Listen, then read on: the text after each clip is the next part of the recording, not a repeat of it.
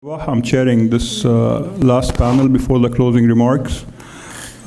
Technically, I think talking about students is very important when it comes to the process of building a pluralistic state or a pluralistic anything, particularly when it comes to using UB and LEU as an example, as much of the participants in this panel are themselves graduates of these two institutions or particularly connected to them in a way. My connection to these institutions, I teach both here at LEU, and I used to be a student activist at UB, and I headed the student council for 2 consecutive terms, and I also wrote the history of the UB student movement between 1967 and 1975.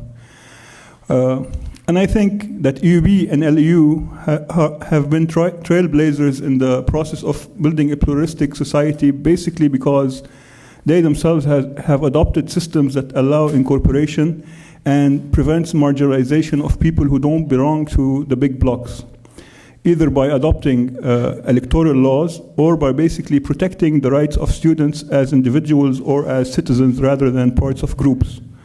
So in UB, for example, UB was a pioneer in using the proportional representation system, which has been using in the student government for the last 3 years, I guess. Even LEU has used electronic voting since the last 6 or 7 years, maybe, and they have used the one-man, one-vote system, which has proven to be useful in some cases. We are still far from achieving the theoretical pluralistic society we hope to achieve both in UB and LEU, but we are on the right track in many ways. It's not easy because at the end of the day, despite the walls separating both these campuses from Lebanon and from the region, they are still interacting with these environments and basically trying to change without being changed for the worse, basically. So I will allow the panelists to talk about whatever they need to present today, and we will have a very fruitful discussion afterwards. So let's start with our first panelist, Helena Sweden from the Lebanese American University. She has a BA in journalism and is currently doing her master's in international affairs. Go ahead. Okay, good afternoon. Thank you, Dr. Rabah. I first want to thank everyone, thank the organizers, Baker Institute, and IFI, as well as Dr. Yildirim and my professor, Dr. Imad Saleme. It's really our pleasure to participate in the panel. Thank you.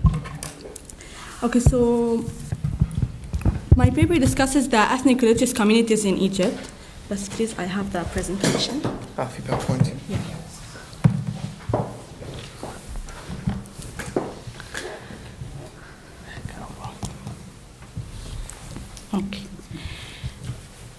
Okay, so it's about the ethnic religious communities in Egypt, the grievances, challenges, and inclusive prospects. So my broad questions that are going to be tackled in the paper are: what are the grievances of the different communitarian groups, and what are the challenges to their inclusion in Egypt? Unfortunately, we're still at a stage whereby pluralism is being suppressed and countered instead of embraced. Egypt, although it's not as pluralistic as Lebanon, for instance, it's absolutely reductionist to overlook or ignore the dynamics that occur between the communities and the different communities in the state. And unfortunately, these dynamics have been expressed through bloodshed, as was the case during the latest bombings of the Copts, the Sufis, and the killing of the Shias. The challenge today is also manifested in the exclusion and marginalization of these communitarian groups and the consequent injustices imposed on them from the state, the media, and their counterparts in the country. The 5 communities that will be discussed in my paper are the Copts, the Nubians, the Shias, the Bedouins in Sinai and Side, and the Sufis. So I'm going to start with the state fragility. Egypt has ranked 36 among 178 states in the 2017 Fragile State Index and the 9th in the Global Terrorism Index. The Fragile State Index report has placed Egypt under the high warning category with a score of 89.8 over 120. And it's important to note that the higher the score, the higher the fragility. And the report also demonstrated that the greatest fragility occur in the field of human rights and the rule of law, 9.8 over 10, and in the group grievances, 8.8 over 10. The first group is the Copts. The Copts are the largest minority in Egypt, but they are also the majority of the Christian religion, which accounts to 10% of the overall population. However, the percentage of the Copts is generally contested. It's said or estimated to fluctuate around 4,300,000. Currently, the Copts have 24 allocated seats in the parliament based on a religious quota, and which is slightly higher than in previous eras, yet is still relatively low compared to their communitarian size. In addition to these 24 seats, there are 12 Coptic parliamentarians. That makes them 36 out of 596 MPs. So the 12 Coptic parliamentarians are individual runners and not based on the quota. Since Egypt is a predominantly Muslim state with 90% of its population as Muslims, the Copts have always been treated as passive second-class citizens. They are not appointed into high or prominent public positions and are partly excluded from the political life as well. And the major Coptic challenge that has erupted in the post-Arab Spring is the rise of radical and extremist Islamists in Egypt, whereby violent extremist attacks have been targeting Coptic church as well as Coptic figures and even children. And the promises by the state to reconstruct the damaged churches have not yet been fulfilled.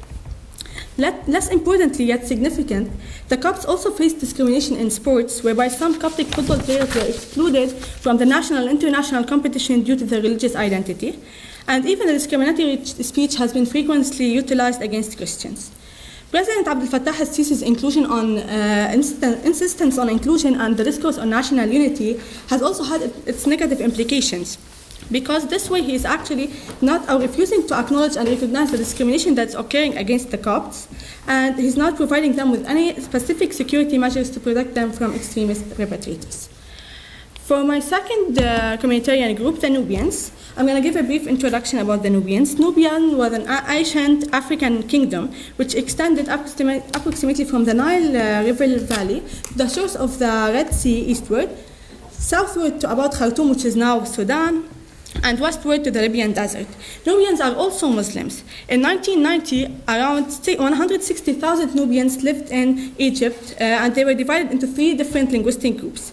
Prior to 1952's revolution, Nubia had little and minimal interaction with Egypt. But after the revolution, the Egyptian government increased its involvement to Nubia till the region was totally destructed by the flood which occurred after the building of the Aswan High Dam. So around 50,000 Nubians were resettled in 1963 and 1964 into 33 villages north of the city of Aswan. And although the government actually compensated the Nubians with new homes, yet the Nubians were dissatisfied because, according to them, the new homes were uncomfortable cemetery block homes, which were very distinct from their old houses. Additionally, the resettlement into the different areas disrupted the family ties and ignored the historical rivalries among Nubians' 3 linguistic groups. The government also forced certain conditions on the Nubian farmers and pressured them to introduce further commercial crops, hence altering the agricultural and economic activities. All these reasons had led the Nubians to construct their own villages in the original areas around the Aswan High Dam. And until 1980s, they succeeded in building around 4 villages. Nubians' demand today is to return back to their ancestral home around the Nile. And although the post-conflict and post-revolution constitution of 2014 acknowledged the right to their land in its Article 236 and iterated that the area should be developed within 10 years, a decree that was issued later by Sisi in January 2016 identified that this area is off limits and under military control. So the most critical issue for the Nubians today is to terminate the decree and abide by the Article 236 of the 2014 constitution. For the Shias in Egypt are estimated to range between 800,000 to 2 million. However, there is no official census or data from the CAPMAS, which is the Central Agency for Public Mobilization and Statistics, on their communitarian sites, possibly to prevent any sort of representation. Shias cannot practice their religion openly, and they do not have any formal or official representation. And to the extent that some extreme Salafi and Islamist groups do not accept the Shia as Muslims in the first place. In 2013, for instance, 4 Shias were assassinated, including the controversial prominent figure and scholar Hassan Shahata, which raised the possibility of having a sectarian clash in Egypt. Furthermore, Shias are discriminated against in hiring, whether in public or private enterprises, and in addition to their harassment and limitations on their religious expression, Shia have also been subject to arbitrary arrest. Moreover, due to the fear of the spread of the Shia crescent in the Middle East and the rise of the Shia-dominated and Iranian-affiliated political parties, Shias today in Egypt have been victims of insightful and hate speech. So for the Bedouins, we're going to discuss the Bedouins in Sinai and in Said. Al-Said is a famous religion in southern Egypt. It extends from Giza in the north to Aswan in the south, and it encompasses of 10 governorates. Said's population constitutes 25% of the overall population of Egypt, and is characterized by its Bedouin nature. Sinai, on the other hand, has lived under the Israeli occupation from 1967 till early 1980s, which has separated its residents, mainly the Bedouins, from the Egyptian society and created a distrust between the two sides. So Bedouins in general have faced three major problems: illiteracy, exclusion, and poverty. And due to the historical neglect, both Al-Said and Sinai have been suffering from extreme poverty, unemployment, continuous rise in prices, and sharp decline in public facilities and services such as transportation, sanitation, health, housing, and etc. In Said, for instance, 49% of the Egyptians living in rural areas suffer from poverty, compared to 27% in the urban population. And due to the return of many Saudi workers from Libya and Iraq during the Arab Spring, the unemployment rate has increased to 13.3%. Consequently, this has led to the rise of suicidal rate in the area. And adding fuel to fire, Al-Said suffers also from tribal divisions in the absence of a constructive role for the government. In Sinai, on the other hand, Sinai, they view the state in a completely different dimension, because the residents of Sinai, and mostly the Bedouins, they have little interaction with the state outside its military activities and its military campaigns, and for them, the state solely represents violence. So in addition to that, the marginalization and exclusion, as well as the limited access to the Nile River, has created the feeling among the Bedouins that they are trapped and discriminated against. And this discrimination is a product of many years of land dispossession, underdevelopment, and neglect. Plus, the people in Sinai have been immensely suffering lately from the emergency law imposed on their territory since August 2013.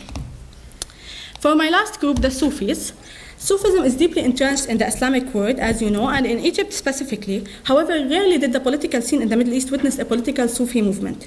Yet, in Egypt, there are two well-known Sufi organizations who participated in the post-revolution elections. These are Tahrir al-Masri and Sawt al-Hurriya. And according to research by Jonathan Brown at Carnegie, an Egyptian Sufi leader estimates that roughly 20% of the Egyptian population is Sufi, but there are no exact figures, partly because many of the Sufis who participate in these activities do not identify themselves as Sufis. There are no specific grievances for the Sufis per se. However, they have this general fear of Islamists like the Muslim Brotherhood and the Salafis, and especially also the extremist groups, after the latest violent extremist attack on the Rawda Mosque in Sinai. And the assault was identified as the worst atrocity that Egypt has suffered in recent years, with officials putting the death toll around 305.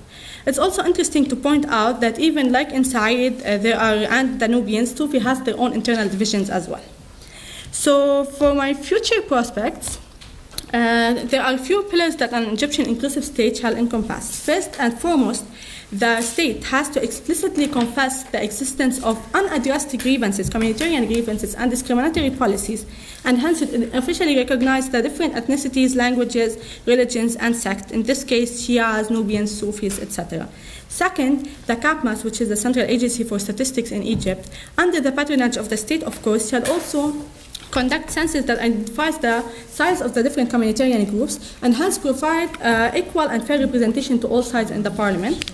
And for instance, the Shia should be represented through a quota in the parliament akin to the Copts, which is proportional to their size. So if we consider that there are 2 million, then they should have around 12 seats in the parliament, which is also separate from individual runners. And also the Coptic representation in Egypt shall be improved, not only through the quota, but also through empowering individual runners. Also, the state shall reconstruct Nubians' homeland around the Aswan High Dam and around the Nile, and stimulate the socio-political and economic life through governmental plans and institutions, which you can't just reconstruct the area and not stimulate the life within it. So, second, also, the economic sector, the state should introduce economic reforms that restore the subsidies that were previously removed by LCC, like those on water and on facilities for the farmers, especially for those under poverty line. And also, they should reduce inequality and poverty through establishing welfare programs that target the most vulnerable in the society, specifically the Bedouins in Sinai and Said.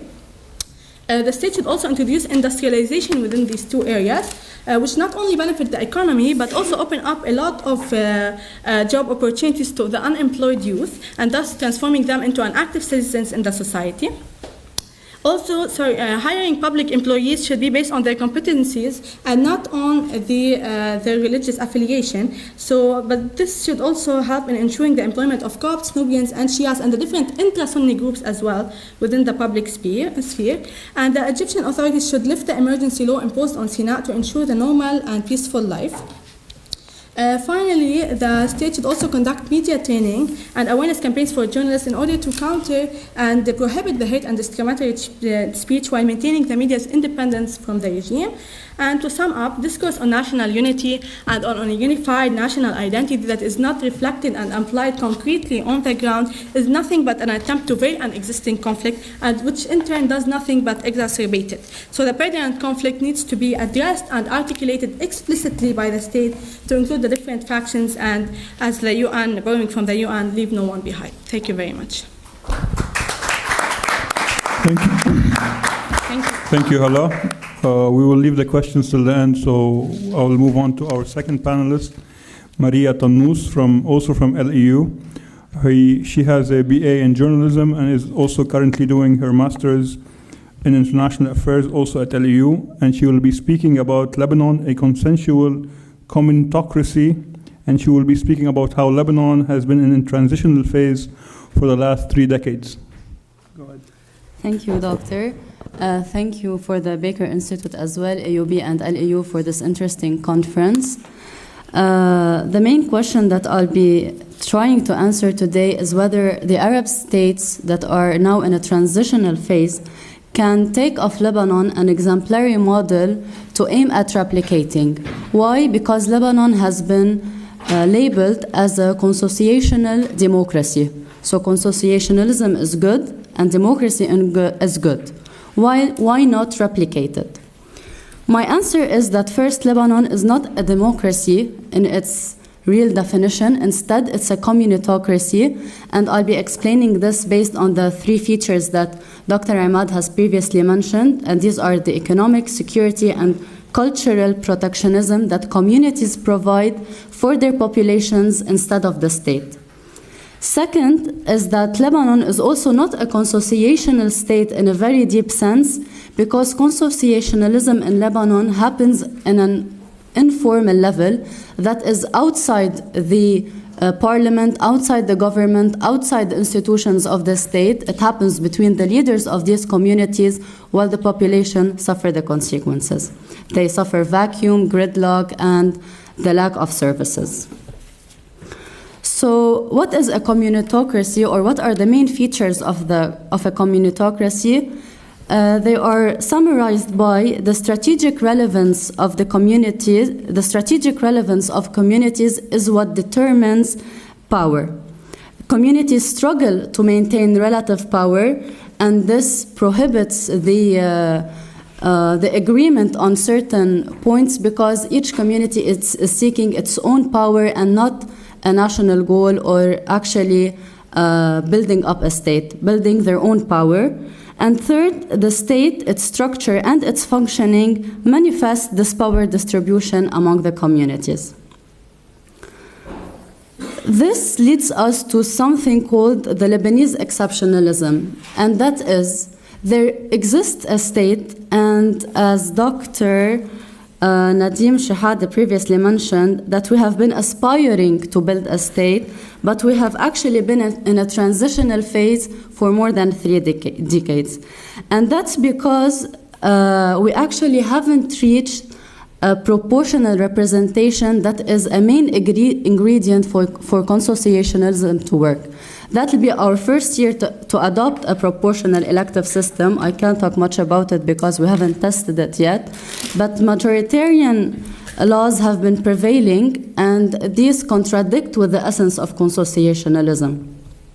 How can a majority rule while consociationalism means agreeing on ruling?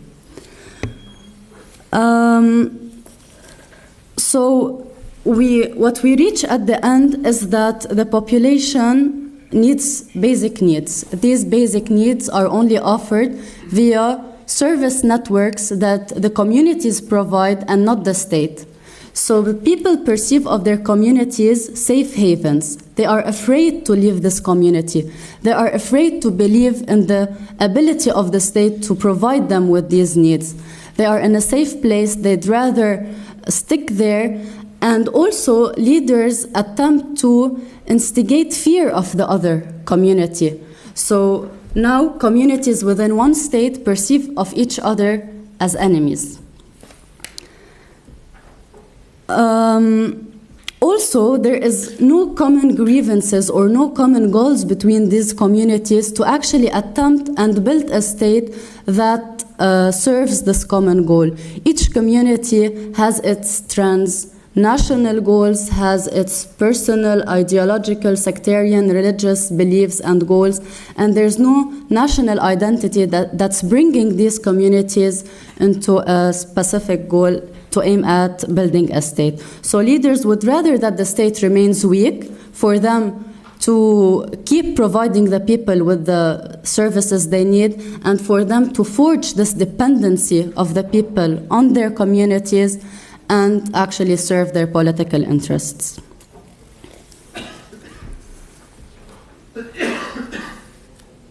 Of course, these problems need to be solved, and of course, awareness starts as an A in the ABC process of any process of changing something. But other forms of reform start by strengthening the civil society. And if we recall the social movements that occurred in 2015, even these movements had a clear sense of the vision among them, because we saw different callings for different goals, for different demands. So even in a social movement that tried to abolish the sectarian system, there was no unity.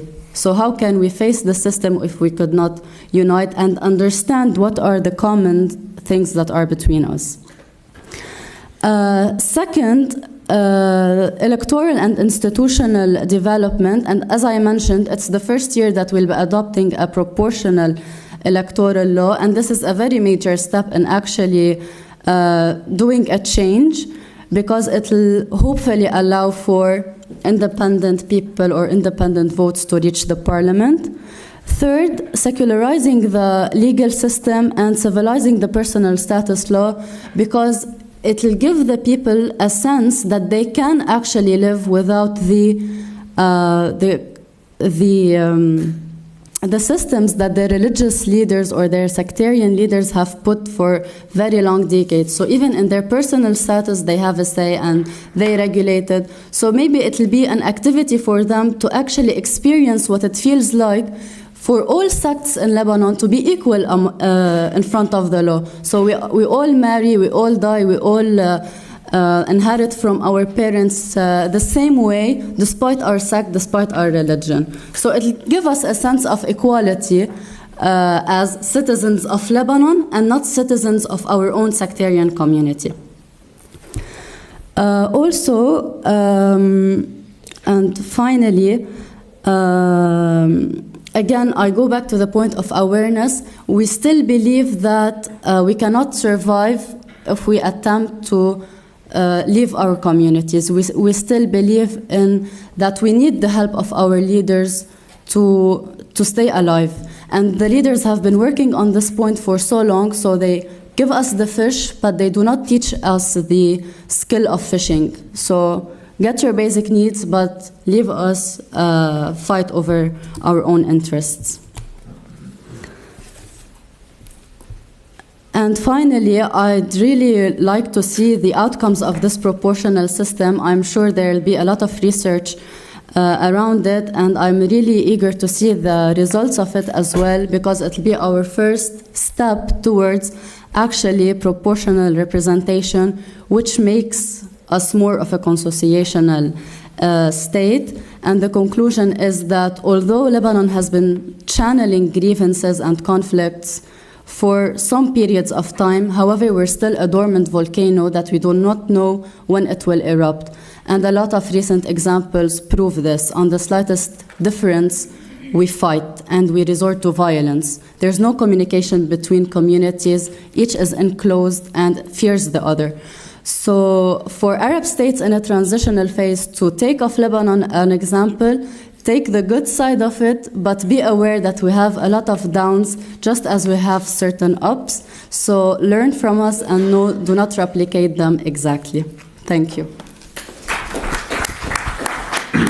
Thank you, Maria.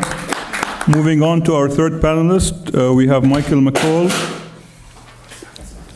That's fine. We have Michael Mccall. He's currently a master's student, doing his second master's actually at UB in political studies. He holds a BA in Middle Eastern Studies and also a master's from Leiden. Today he will be answering or trying to answer the $1 million or $1 billion question, what's the future direction of the Gulf monarchies? So I'll leave it to him to tell us. Thank you very much. So the Gulf monarchies get a good deal of attention in Western literature in particular. And I wanted to perform a kind of retrospective, how our perceptions of the Gulf monarchies and how their perceptions of their future development have changed over the course of the past 10, 15 or so years.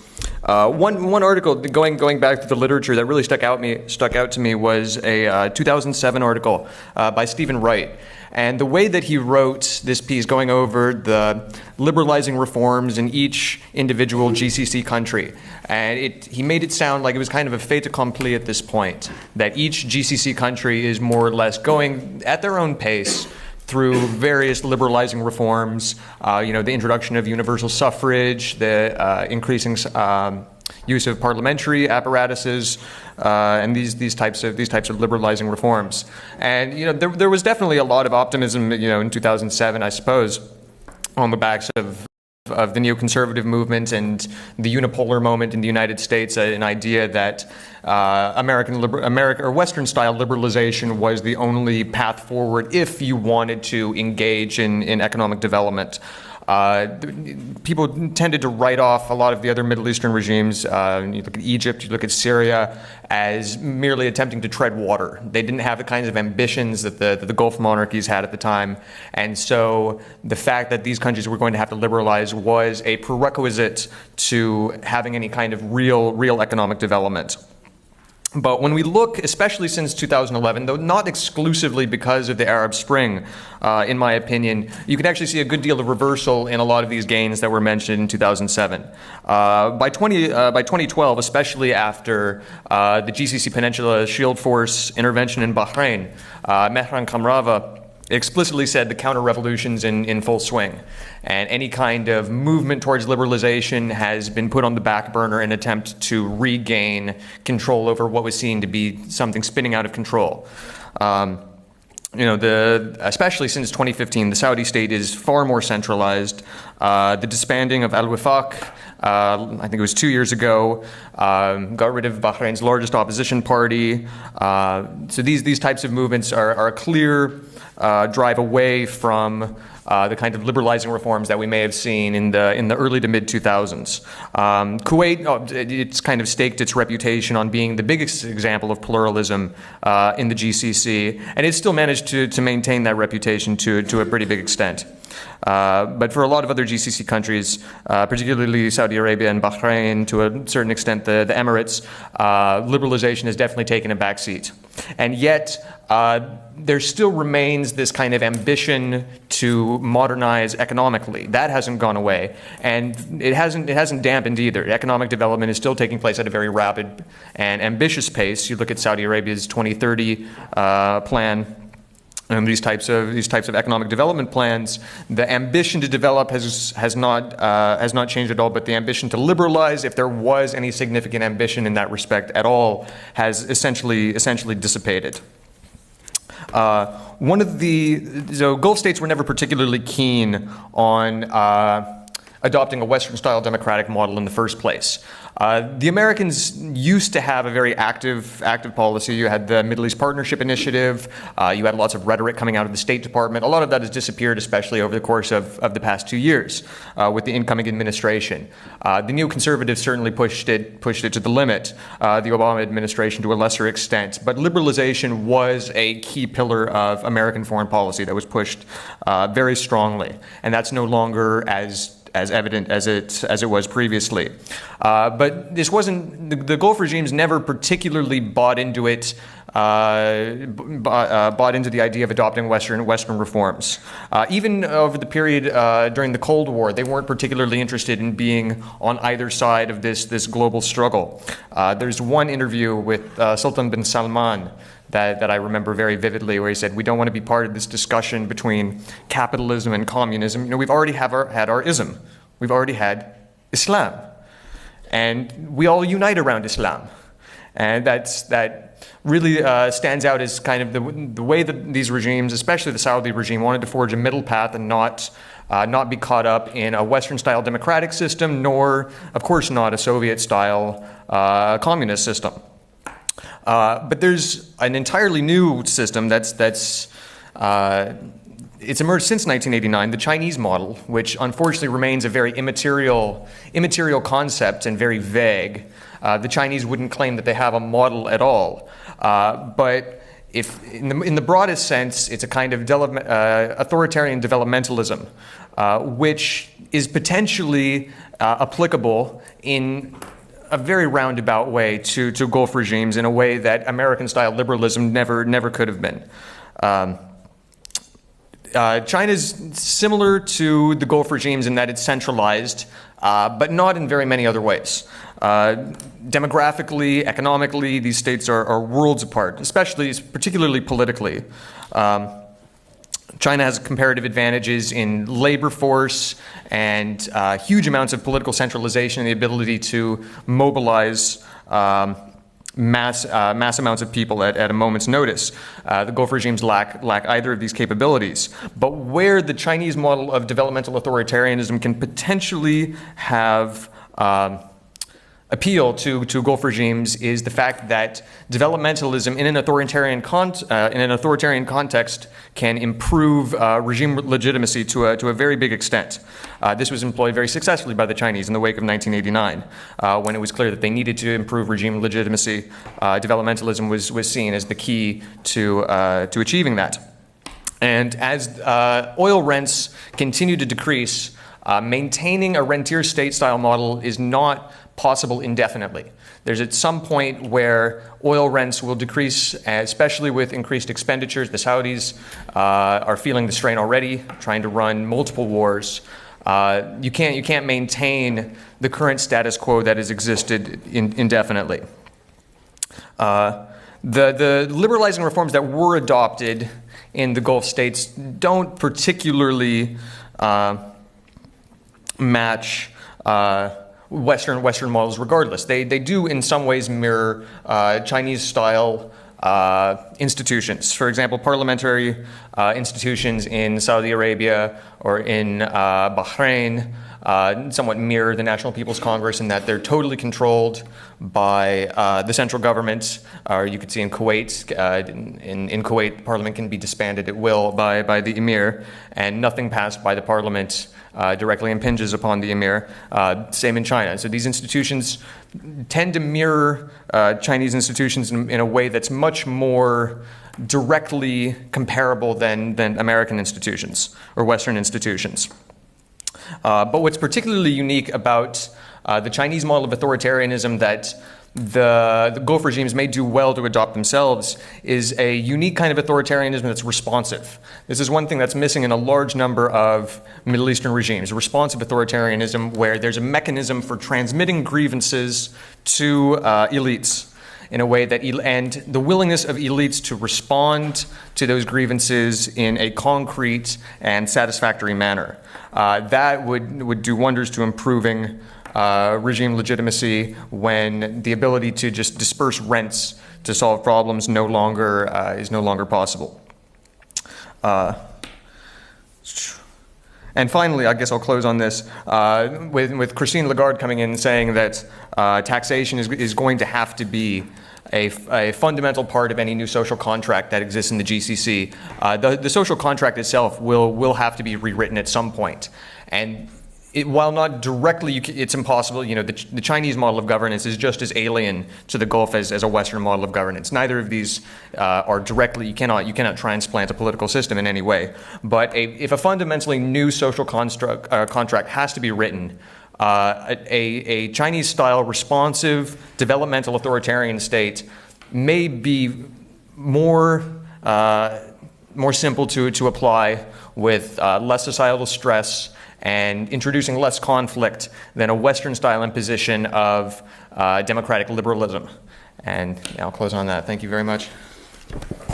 Thank you. I hope they go with the Chinese model rather than the North Korean. That would be devastating. Okay, let's move to our final panelist. We have Munir Mahmalat. He has an undergraduate in music and engineering, and also doing his PhD in political economy. He has held a number of fellowships. His latest was at the Department of Government at Harvard University, and he will be talking to us today about, the title of his talk is Towards a Taxonomy of Reform. Go ahead. Thank you so much. Last panel, last speaker on a Friday afternoon. Thank you so much for bearing with us and for bearing with me. I'm honored to have you listening despite these harsh winter conditions here. Well, I'm going to talk about something that most of the audience probably knows better about than me. So what I'm trying to qualify a little bit is some of the statements that some of the panelists yesterday and today made about the political economy of Lebanon, specifically a political economy of reform. And I try to put a little bit more, put this in a scientific straitjacket, let's put it that way. So the central argument that I'm making today is that reform, this concept of reform, is a really multi-layered concept that requires a differentiated approach in order to make sense of the political dynamics that underlie that. So what I will show today is some of my empirical work that I was doing here at IFI, actually, and that will make a part of my dissertation. So briefly a motivation, some boring theory that I need to annoy you with. I'll briefly go over my methodology and the data, and to show some more exciting data about the legislative evolution, actually, in Lebanon. And we'll briefly introduce, in a very stylized form, a little taxonomy of reform to make sense of this argument that so little should apparently going on in terms of reform in Lebanon. So, I'm interested in one of the most central questions in the political economy of reform, namely the question, what drives or impels reform? Specifically, I'm interested in the question, well, why is there sometimes a crisis needed in order to resolve a political deadlock about what is deemed to be necessary? So, the literature says, look, it's mostly dependent on the makeup of interest groups within the country, which are mostly determined by exactly two characteristics, which is their degree of fractionalization and polarization. The argument here is commonly, and you know that very well, that the higher the number of players involved in the collaboration game over reform, well, the more difficult it is to organize the exchange over different opinions, the more challenging it becomes to find a compromise, and the higher the probability that someone will actually veto the process. Well, in terms of the polarization, the more distant the preferences of interest groups are, the more difficult it is to find a compromise, and the more polarized language becomes, the longer it takes, etc., and making the polarization game more difficult. And the point here is, these are prominent features of a polity to be found everywhere, from Northern Ireland to Africa, etc. And the point here is that these themes of polarization, fractionalization, is something that we see really emerging at the moment. So it is difficult to understand for policymakers, to understand the mechanisms by which the dynamics of interest groups are actually influencing policymaking on a more general scale. And this is where I want to tackle here, and I come in here with my research. So existing research on these questions ask on the outcomes. They focus on outcomes, which is basically determining which reform actually occurs when. However, I want to depart from this tradition and rather ask, well, what are the mechanisms by which these characteristics of a polity influence policymaking and influence reform? Now, a little bit theory behind it. So my epistemological approach comes from the transaction costs economics, actually. However, I depart from that tradition and say, okay, the economic object is the unit of study. I say, look, it's the political object, the political transaction as a unit of analysis. So that makes the policymaking process, if you want to call it that way, the result of a series of intertemporal transactions among political actors. What do I mean by that? So political actors, in order to get anything done, need to negotiate in formal and informal arenas. I mean, that's very obvious. However, that mostly occurs in a way of, look, I vote for your project today, so you vote for my project tomorrow, or give me this and that agreement for tomorrow. So these transactions are often by nature intertemporal. So now a collaboration game then becomes the capability of these political actors to engage in credible intertemporal agreements, and this has a lot to do with trust. And I'll come to that a little bit later, what I mean by that. And now, how contentious this collaboration game becomes is often a result and a function of the broadness of impact of the policy or the reform that is actually studied and undertaken.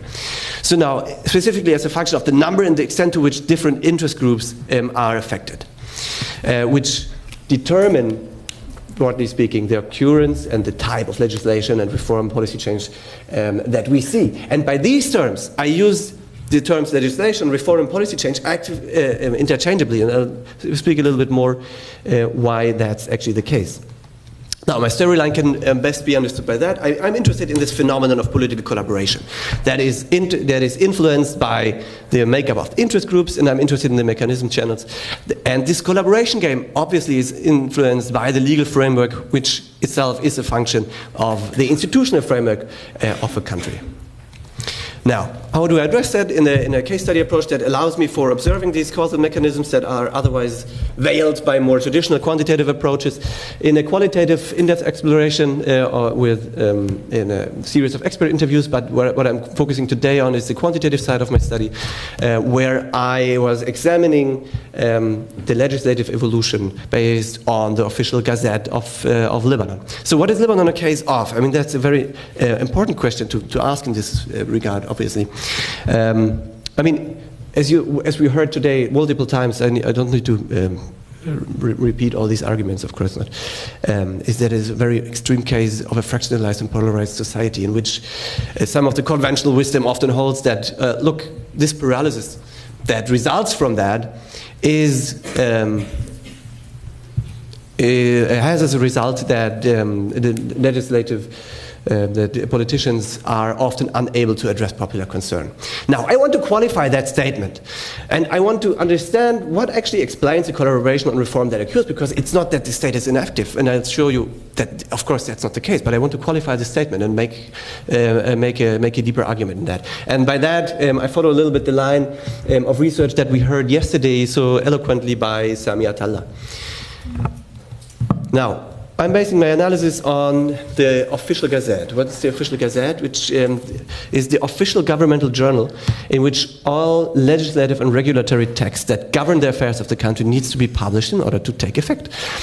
Now, I accessed this data and organized it into different categories and made an overview, compiled an overview of that data into different categories.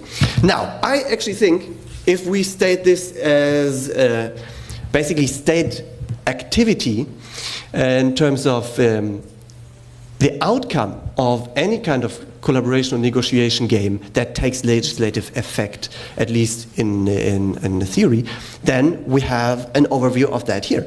And I actually find that interesting for what it is already. As an overview of state activity in different categories over time. Now, there is a lot to be said about already this kind of overview. Now, I want to focus on one thing, for example, that motivates my inquiry here. So if I push this button here, what's going to happen? Yeah. So we see this bump in activity due to the presidential vacuum that we saw 14 to 16. I think that's not very surprising. What I find a little bit more surprising is that we don't really see that bump when it comes to financial legislation. So that's kind of underlying my argument to say, look, we have to have a more differentiated approach when it comes to understanding the political dynamics that underlie reform. Let's look into that a little bit more deeply, and this is an overview of the sum of economic and fiscal legislation after 1990 until today, in different categories, in different subcategories, which you find here, and I indicated a couple of landmark events that might help us interpreting this graph. Now, again, I don't have time to go into the details and discuss the whole graphs here. Just one thing. During the same bump in activity that we saw in other categories, we see here actually an increase in activity from 13 to 16, although the Banque du Liban circulars actually decreased in number. So state activity in terms of ministerial resolutions, decrees, laws actually took up. Now, as I said, this is the sum of all legislation, meaning all different types of reform. In order to make sense of what was actually happening here in terms of political dynamics, we need to go a little bit deeper into the hierarchy of Lebanese legislation. We have basically 5 different types of legislation, very broadly speaking, in a very superficial manner, to aid the discussion here, which are issued by the following bodies. What I want to highlight here on is not to go into discussion of each one of them. Rather, each of these types of legislation has a different set of institutional requirements, and these requirements actually increase the higher we go in the hierarchy, meaning that the degree of collaboration that is actually required among the different groups in the country increases the higher we go in the layers of the state, if you want to put it that way. Saying, for a law, what we mostly discuss when we talk about the concept of quote-unquote reform, of course we need to have the broadest consent among political actors within a country. However, a circular, for example, or a resolution that is there to apply a law, that is issued by a ministry and has much less boundaries in order to be implemented and also in order to be abrogated. Now, if we make this distinction, we can have a little bit more differentiated analysis of what was going on in terms of state activity over time, which is a graph here from 1950 until today, where we see state activity in 3 different categories, namely laws, decrees, and resolutions. So laws by parliament, issued by parliament, decrees broadly issued by the government and some by the president, and resolutions, broadly speaking, by ministries. Now, what I find, again, lots to say about these graphs, what I find interesting here, again, is that laws were the number of laws, the increase of number of laws issued by the parliament, kept up with the number of resolutions and decrees after the Civil War until about 1998, 1999. So the slump that we see, the decrease in the number of legislative activity by the parliament, did not start with 2005. But it actually started earlier, which is one of the interesting parts, actually, that I find in this graph. Moreover, just very briefly, in order to give you a brief primer about what I'm applying this to, we can make sense of a couple of other interesting interrelationships of state activity. For example, qualifying this argument that the central bank becomes active whenever the government is inactive. Now, if we see the correlation between central bank circulars and the circulars and the legislation issued in the categories of finance legislation, we see that these are actually very highly correlated, meaning that the central bank most probably has a more supportive role and needs to be differentiated a little bit further, which can be done, for example, in different layers of governmental activity, where we see that this correlation is mostly driven by ministerial activity rather than by the number of decrees or resolutions. So governmental activity or parliamentary activity. Now, I'll leave you with that for this, and I was rather thinking of, okay, how can I make sense of that?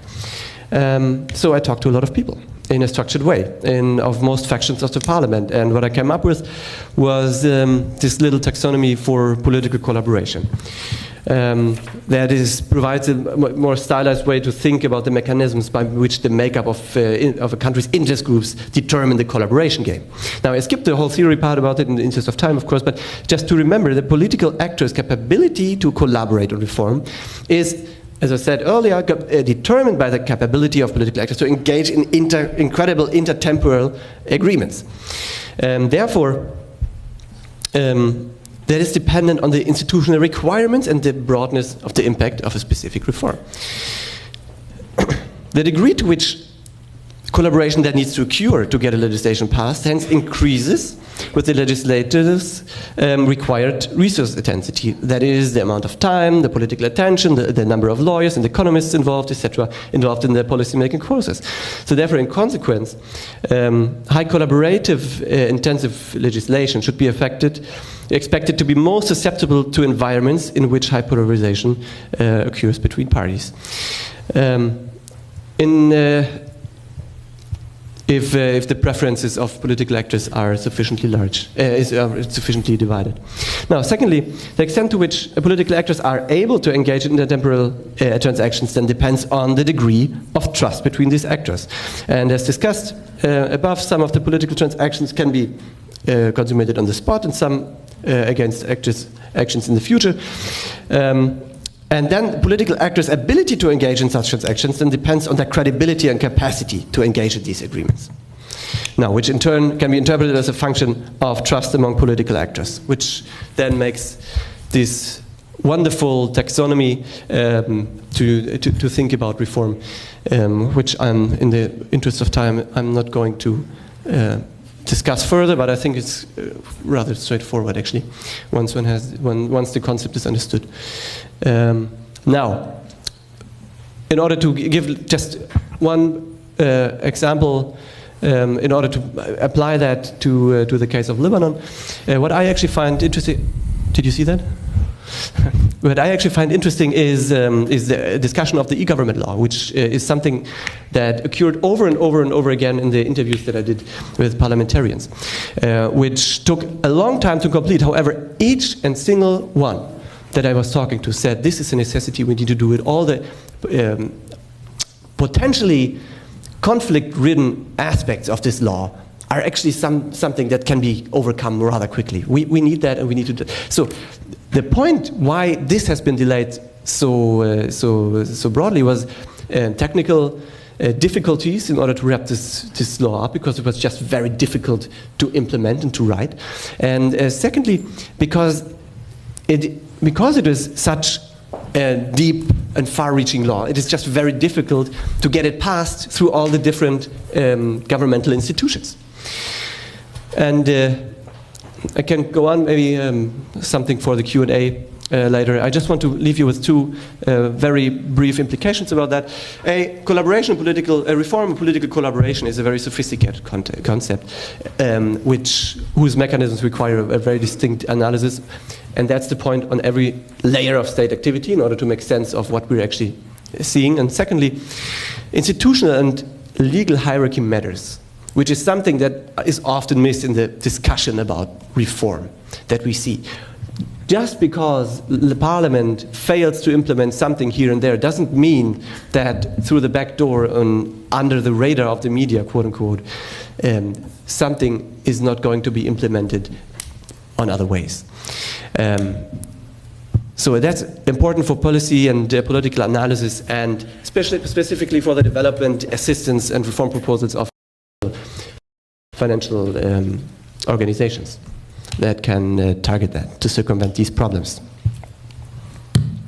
Thank you. Thank you, Munir. So again, thank you for the panelists for sharing their research and their interesting take. I will open the floor up for questions for 10 minutes. So kindly identify yourself and address the panelists with your question.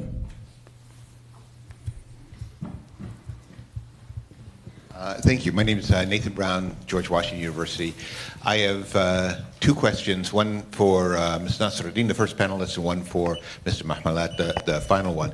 The one for Ms. Nasruddin was a really interesting paper, and in some ways kind of a bold one, because Egypt is a country whose leadership often projects itself as being homogenous and so on, and you're saying, no, there's an awful lot of heterogeneity in Egyptian social and political life.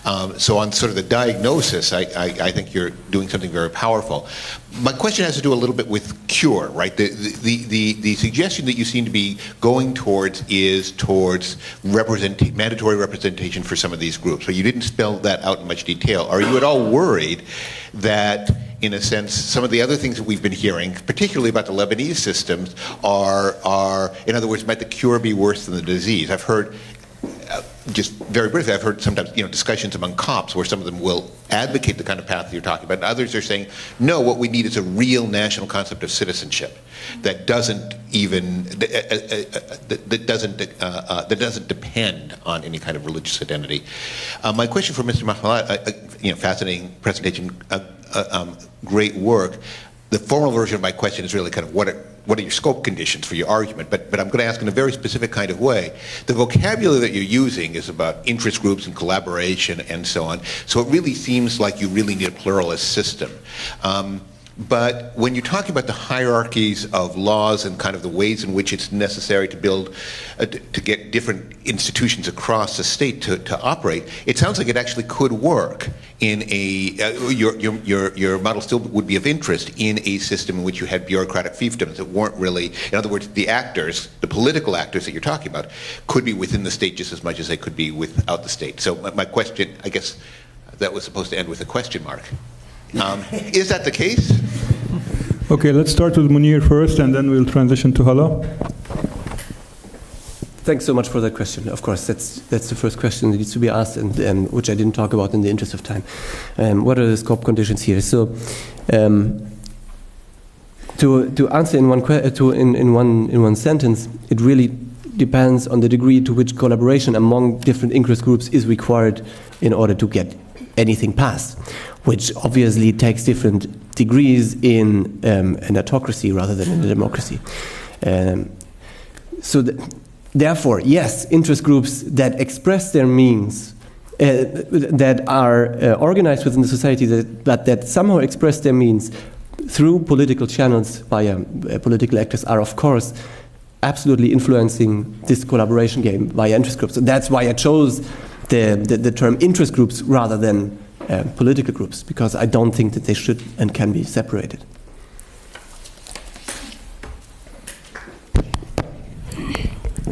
Okay, thank you for your question.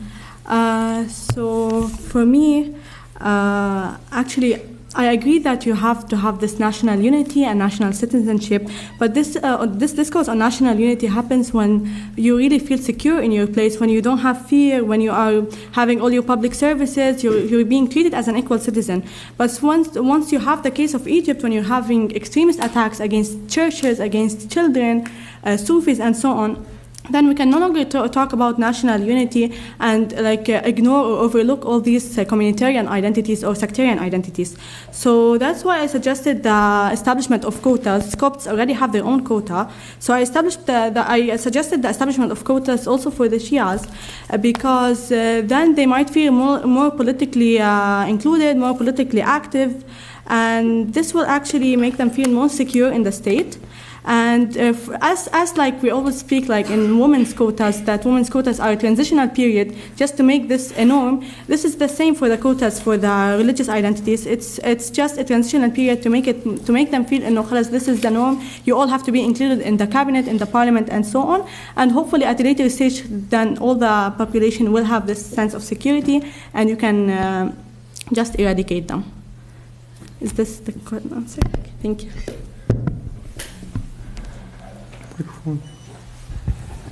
So Clemens Lackner, I'm a student here at AUB and an intern at Issam Fares Institute. I have a question to Madame Maria Tanous.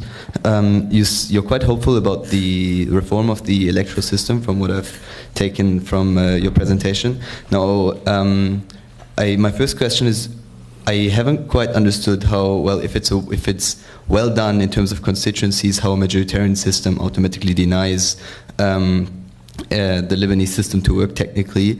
And then the second question is what your opinion is on the exact makeup of this new electoral law with a 10% threshold, which I think is pretty high for the different lists to gain when you want proportional representation, and with the makeup of the constituencies, because I've actually not looked into that, but maybe I'm wondering, maybe you have. In the US, we often see that representatives kind of form their constituencies in a way to make sure they'll be re-elected. In this case, somebody must have written that law. What's your opinion on like how these districts are made up, and do you really believe, like, especially with the 10% threshold, that it will make a major change and then bring Lebanon to a better representative system at the end? Okay, so the previous law was majoritarian in the sense that if one list wins, it'll take all the seats and others will be denied. The new political system, let me explain briefly how it goes. So everyone now can do their own list, and you'll elect a closed list, okay? So you'll put the list as a whole, and you'll have a preferential vote, okay? And then the votes, and once the list passes, the preferential votes will allow for ordering the winners, and then the winners will be distributed along sectarian lines. Again, we're not talking about a utopian electoral system, we're talking about a transitional step towards proportional representation. So of course, it's better than the previous one. So now in a district, you can have various voices instead of one list just dominating the whole seats. My personal opinion, as I previously mentioned, I'll keep it for a later stage. If the elections took place and if we got the results, then I'll have a clearer opinion whether it actually helped in coloring the seats with more sects, with more people, with more independent voices, or it actually resulted in the same results again. Thank you.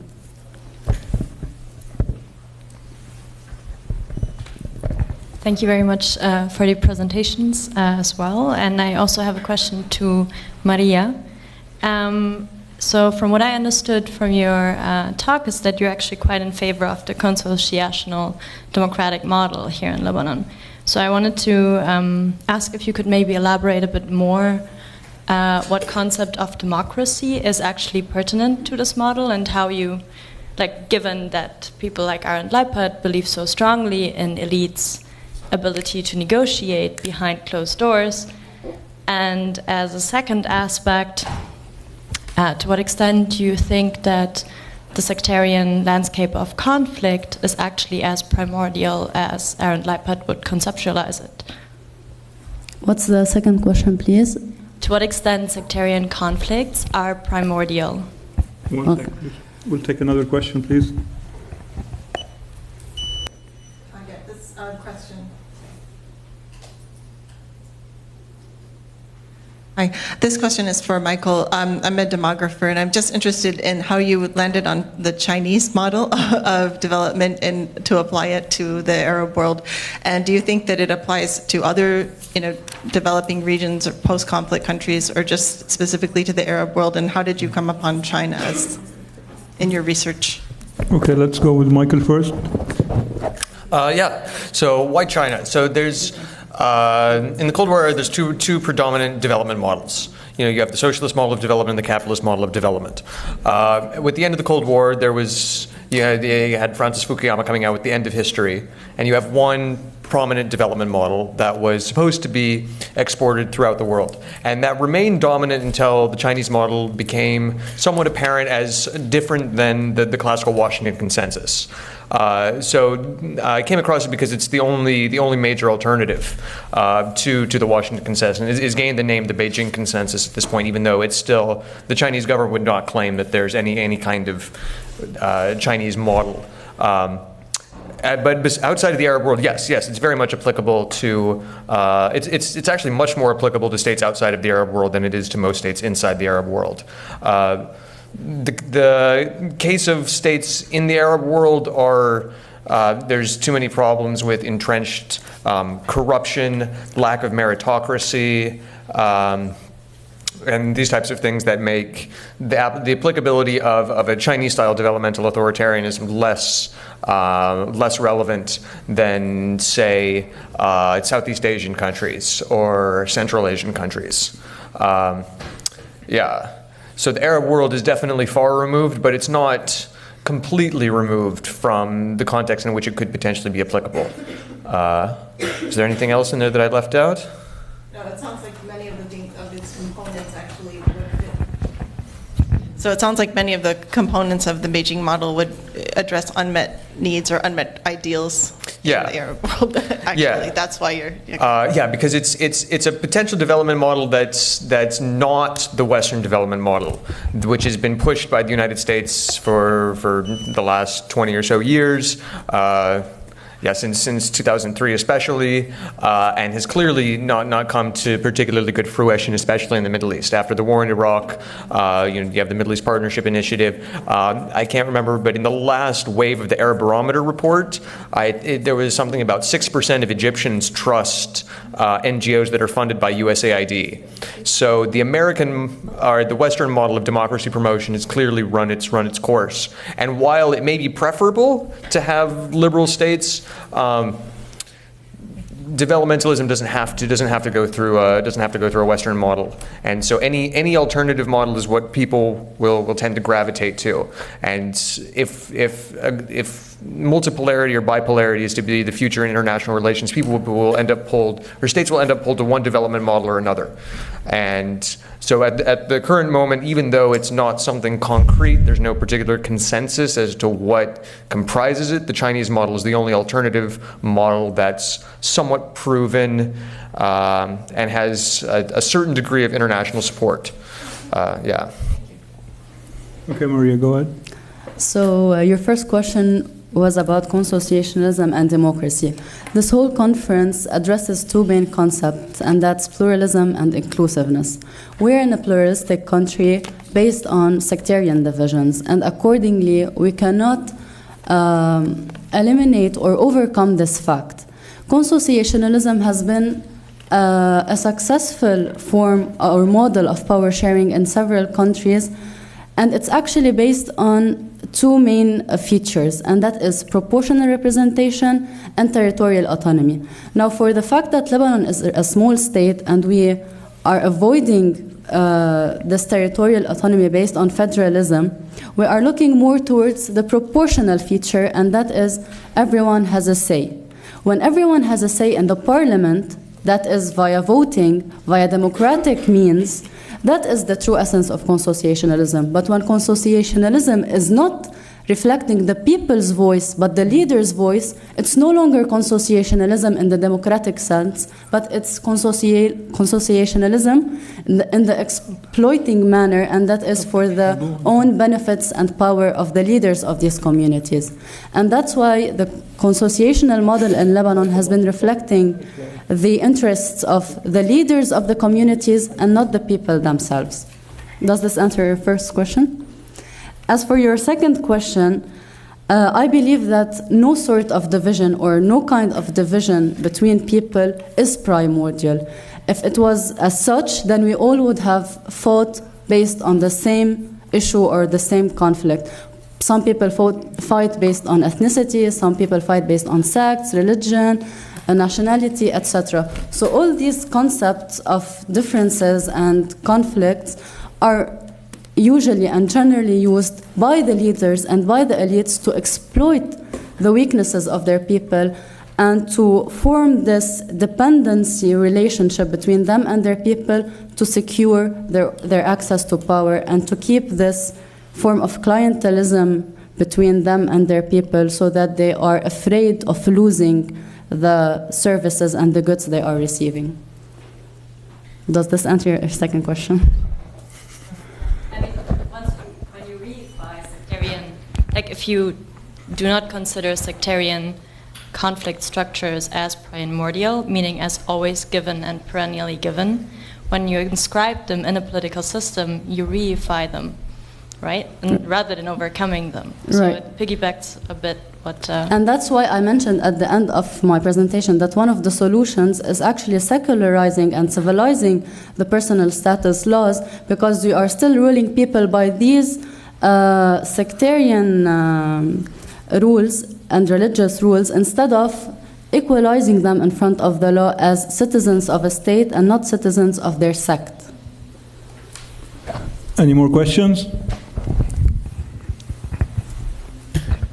So my question to Michael.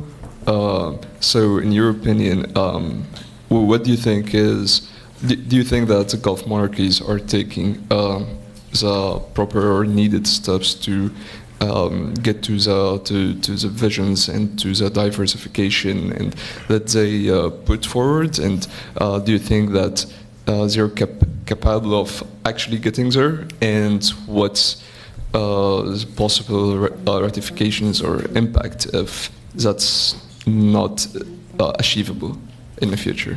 Ooh, that's a difficult question. Kristen over here would be much better qualified to answer that than me, whether or not the Gulf states are qualified to or have the capacity. They've put, like Saudi in particular, has put together very ambitious plans for their 2030 development. Is it achievable? And diversification? I mean, most of them have taken very heavy steps towards diversification. The Emirates, the Saudis, the Emirates is developing a finance and knowledge-based economy. The Qataris have weathered this, the current blockade very well, very impressively.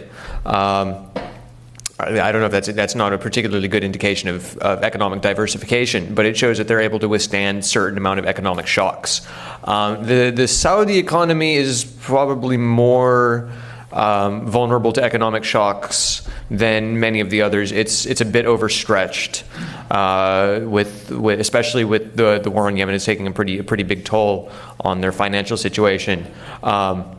And the fact that they've had to impose value-added taxes at all is an indication that they can't keep funding the government through rents as they had previously. So, I mean, it's not done till it's done. And some of these plans in Saudi's 2030 vision are fairly grandiose. And I can't really tell you if they're on track to meet them or not. But all of them are clearly making efforts. Whether or not they'll meet them in time is another question. Last question. Anyone else? Okay, great. Thank you very much. Thank you for the interesting presentations and for interesting interaction. Have a good afternoon. Thank you.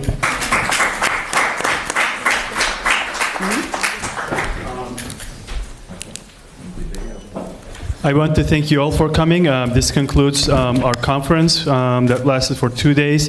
Before you leave, I want to make a couple quick notes.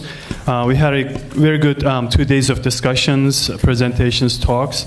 I'm grateful to all participants here and also in the panels before for their time, for their efforts, and pushing us into ways of thinking more deeply about various kinds of issues that are deeply important for the entire region. I want to thank Issam Fares Institute for their hospitality again, Dr. Mitri, Rayan Alamin, Nasr Yasin, Sarah, Muhammad, and Samira, she's not here, and several others whose names I don't know. I apologize for that.